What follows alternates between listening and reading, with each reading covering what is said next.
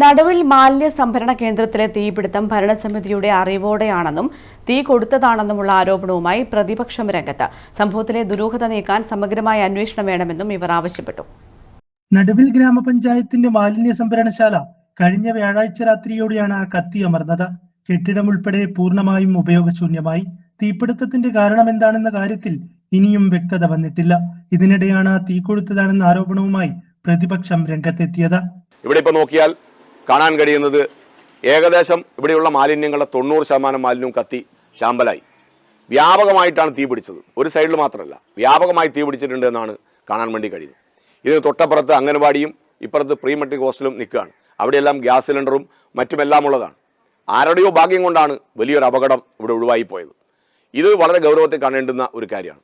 സ്ഥലത്ത് CCTV ഉണ്ടായിരുന്നു. ഇതിന്റെ DVR പഞ്ചായത്ത് അധികാരികൾ അഴിച്ചുകൊണ്ടുപോയത് ദുരൂഹത വർദ്ധിപ്പിക്കുന്നുവെന്ന് നാട്ടുകാർ ആരോപിച്ചു. ഒരു സംശയം വേണ്ട, 90% ഇത് കത്തിച്ചാണ്. കാരണം ഇതിനു മുമ്പത്തെ പ്രാവശ്യം ഇവിടെ പ്ലാസ്റ്റിക് കത്തിയപ്പം ഇതേ കോമ്പൗണ്ടിലാണ് പ്ലാസ്റ്റിക് കുഴിച്ചിട്ട് പഞ്ചായത്തിൻ്റെ അറിവോടുകൂടി തന്നെ. അതുപോലെ തന്നെ ഇവിടെ മുമ്പുണ്ടായിരുന്ന പ്ലാസ്റ്റിക്കിൻ്റെ ബാക്കി ബാലൻസ് ഇവർ JCBക്ക് കോരി ഇവിടെ തൊട്ടടുത്തുള്ള ഒരു പണിയിൽ കൊണ്ട് നിക്ഷേപിക്കുകയത്. നാട്ടുകാരിടപെട്ട് അത് ബ്ലോക്കാക്കി.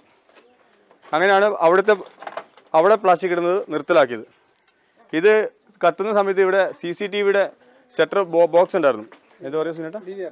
DVR ഉണ്ടായിരുന്നു.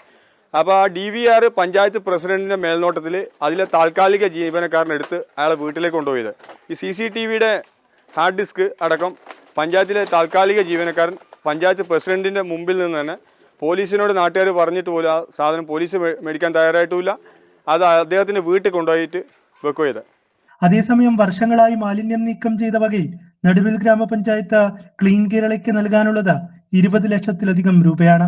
ഇതാണ് യഥാസമയം മാലിന്യം നീക്കം ചെയ്യാതെ കുന്നുകൂടി കിടക്കാൻ കാരണമായത്.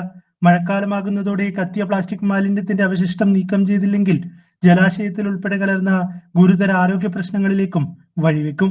News bureau, Alakode.